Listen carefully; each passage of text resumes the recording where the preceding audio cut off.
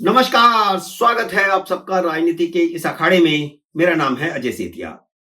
मित्रों, इधर दिल्ली में योगी आदित्यनाथ की एंट्री हुई और उधर आम आदमी पार्टी ने मुस्लिम एरिया में जाकर के नारा लगा दिया, बटोगे तो कटोगे। हालांकि दिल्ली का चुनाव हिंदू मुस्लिम का चुनाव नहीं होता है। दिल्ली का चुनाव पूर्वांचलियों, पंजाबियों, बनियों, गुजरों, जाटों का चुनाव होता है। जाति का चुनाव होता है, क्षेत्रवाद का चुनाव होता है। योगी जहां खड़े हो जाते हैं वहां जय श्री राम तो अपने आप ही हो जाता है। इसलिए यह चुनाव हिंदू मुस्लिम का चुनाव नहीं है। आदित्यनाथ का लक्ष्य दिल्ली के 35% पूर्वांचलियों और 6-7% उत्तराखंडियों को साधना है। योगी ने महाराष्ट्र या हरियाणा की तरह ऐसा कोई नारा नहीं लगाया कि बटोगे तो कटोगे या एक है तो सेफ है।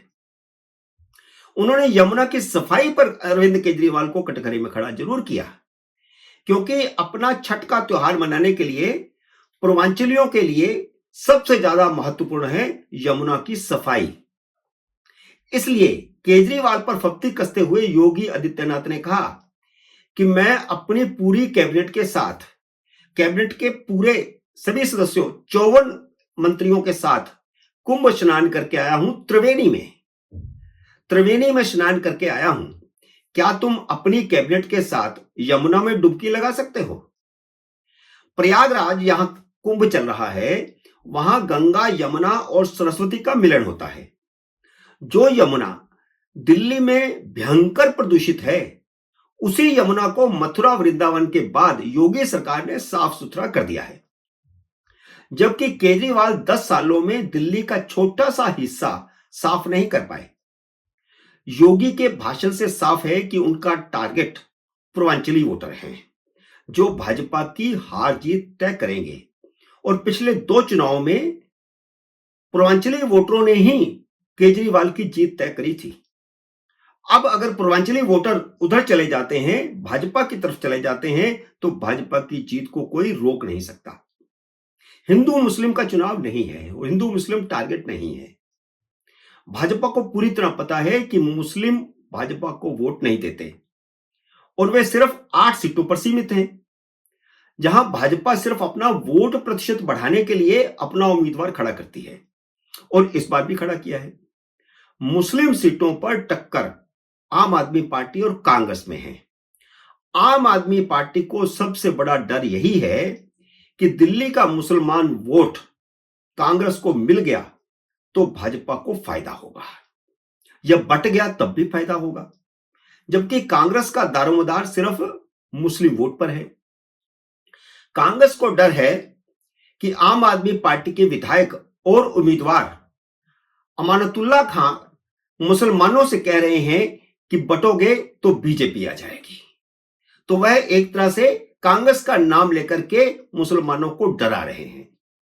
हालांकि जैसा मैंने पहले कहा था कि राहुल गांधी एक कदम आगे चलकर 2 कदम पीछे खींच लेते हैं, वही हो रहा है।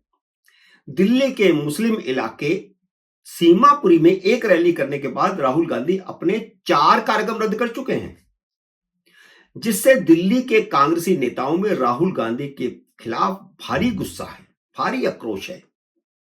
सोमवार को राहुल गांधी ने केजरीवाल के खिलाफ नई दिल्ली सीट पर रोड शो करना था, लेकिन आखिरी समय पर वह नहीं गए। फिर बुधवार को सदर बाजार और इंदिरापुरी में रैलियां करनी थी, लेकिन वह वहां पर भी नहीं गए। और सदर बाजार में तो लास्ट तक बताया जाता रहा कि वह आ रहे हैं, वे चल पड़े हैं, वे आ रहे हैं, लेकिन वह नहीं आए। वीरवार को जब दिल्ली में योगी आदित्यनाथ की रैली हो रही थी, तो राहुल गांधी ने मुस्तफाबाद की रैली भी स्थगित कर दी। अब आप देखिए कि सोमवार को उन्हें नई दिल्ली सीट पर जाना था। अगर वह बीमार हो गए थे तो तभी क्यों नहीं बताया गया? बुधवार को जब उनकी सदर बाजार में रैली थी तब भी नहीं बताया गया, और उसके बाद बताया गया कि उनकी तबीयत खराब हो गई। तो सोमवार से उसको छुपा करके क्यों रखा गया था?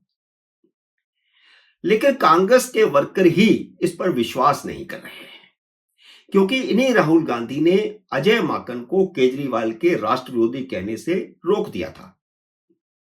दिल्ली के कांग्रेसी अब राहुल गांधी को नकारा तक कहने लगे हैं, प्राइवेट बातचीत में, कैमरे पर नहीं। प्राइवेट में तो वह झिझक महसूस करते हैं कि उनके बारे में क्या बोले क्या ना बोले। सवाल यह खड़ा हो रहा है कि जब अजय माकन, संदीप दीक्षित और देवेंद्र यादव की तिकड़ी केजरीवाल पर हमलावर हो गई है और यह झंडी खुद राहुल गांधी ने दी थी, तो फिर राहुल गांधी, प्रियंका गांधी और सोनिया गांधी क्यों हमलावर नहीं हो रहे?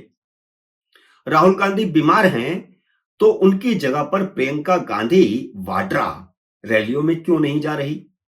सोनिया गांधी को मैदान में क्यों नहीं उतारा जा रहा? सदर बाजार की रैली में आखिर तक कहा जा रहा था कि राहुल गांधी जल्दी पहुंच रहे हैं। कांग्रेस के नेता ही सवाल उठा रहे हैं कि अगर राहुल गांधी बीमार थे तो सदर बाजार की रैली में कोई अल्टरनेटिव नेता बड़ा नहीं आ सकता था क्या? क्या प्रियंका गांधी को नहीं भेजा जा सकता था? मेरा फिर वही सवाल है कि राहुल गांधी किसके दबाव में एक कदम आगे बढ़ाकर दो कदम पीछे खींच लेते हैं? अजय माकन, संदीप दीक्षित और देवेंद्र यादव कहते हैं कि कांग्रेस किसी सहयोगी दल के दबाव में नहीं आएगी। जो थोड़ा बहुत दबाव हाईकमान पर था वह भी अब खत्म है। कांग्रेस में सहमति हो गई इसकी कि दबाव में नहीं आना, क्योंकि कांग्रेस इस मंथन के बाद इस नतीजे पर पहुंची है कि जब तक कांग्रेस मजबूत नहीं होगी तब तक केंद्र में सत्ता परिवर्तन नहीं हो सकता। क्षेत्रीय दलों के सहारे सत्ता परिवर्तन संभव नहीं है। कांग्रेस जब तक मजबूत नहीं होगी तब तक सत्ता परिवर्तन नहीं होगा। तो फिर क्या राहुल गांधी विदेशी ताकतों के दबाव में है? जैसा कि मैंने पहले भी यह सवाल उठाया था। इसका शक इसलिए पैदा होता है क्योंकि 2012-13 में जिन लेफ्ट लिबरल विदेशी शक्तियों ने अरविंद केजरीवाल को उभारा था, वही लेफ्ट लिबरल विदेशी शक्तियां अब राहुल गांधी के साथ खड़ी हैं। इसलिए आशंका यह है कि जरूर राहुल गांधी पर बार बार जॉर्ज सोरोस की टीम का दबाव पड़ता होगा। जॉर्ज सोरोस घोर मोदी विरोधी हैं और उन्हें लगता है कि अगर दिल्ली में भाजपा की सरकार बन गई तो मोदी और मजबूत हो जाएंगे, जबकि कांग्रेस को लगता है कि दिल्ली में केजरीवाल हार गए तो भले ही भाजपा की सरकार बन जाए, केजरीवाल से छुटकारा पाना जरूरी है। केजरीवाल से तो कम से कम छुटकारा मिल जाएगा। केजरीवाल दिल्ली में हार गए तो 2027 में उसे पंजाब में वापस सत्ता आ जाएगी, उसका सत्ता में आना आसान हो जाएगा। लेकिन राहुल गांधी विदेशी दबावों के चलते इस रणनीति को बार बार पंक्चर कर रहे हैं। इसलिए कांग्रेस के दिल्ली के नेता तो बहुत खफा हैं, बहुत आक्रोशित हैं राहुल गांधी पर और बल्कि पूरे परिवार पर, क्योंकि राहुल गांधी नहीं तो फिर प्रियंका गांधी वाड्रा क्यों नहीं आ रही, सोनिया गांधी क्यों नहीं आ रही और दूसरे बड़े नेता भी क्यों नहीं दिल्ली में आ रहे हैं? सिर्फ कर्नाटक के नेता को लगा दिया, राजस्थान के नेता को लगा दिया और तेलंगाना के नेता को लगा दिया, तो इससे क्या फर्क पड़ता है दिल्ली में? इन तीनों का ही कोई असर नहीं। राजस्थान के पूर्व मुख्यमंत्री अशोक गहलोत का थोड़ा बहुत असर होगा तो होगा, लेकिन कर्नाटक के और तेलंगाना के मुख्यमंत्री या उप मुख्यमंत्री का दिल्ली में कोई असर हो ही नहीं सकता। इसलिए कांग्रेस को अब बड़े नेता जैसे मल्लिकार्जुन खड़गे आए और सदर बाजार की रैली में ही उस समय जब पता चल रहा था कि राहुल गांधी बीमार हैं, तो प्रियंका गांधी वाड्रा आ सकती थी या फिर मल्लिकार्जुन खड़गे आ सकते थे, लेकिन कोई नहीं आया।